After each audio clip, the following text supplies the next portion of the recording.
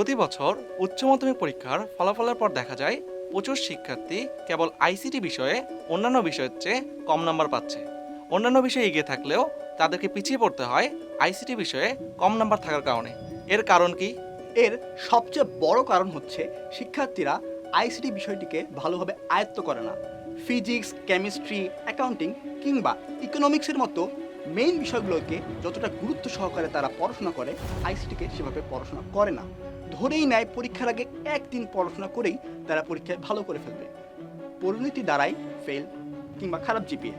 তাই এই ধারণা থেকে এখনই বেরিয়ে আসতে হবে এবং আইসিটি বিষয়ে নিজেকে দক্ষ করে তুলতে হবে।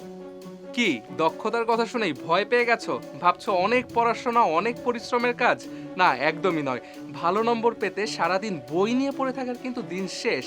কারণ পরীক্ষায় সর্বোচ্চ নাম্বার পেতে এখন থেকে তুমি শিখবে তোমার ইচ্ছে মতো, যখন খুশি তখন। কারণ তোমার সাথে রয়েছে দেশসেরা e learning platform Bright skills.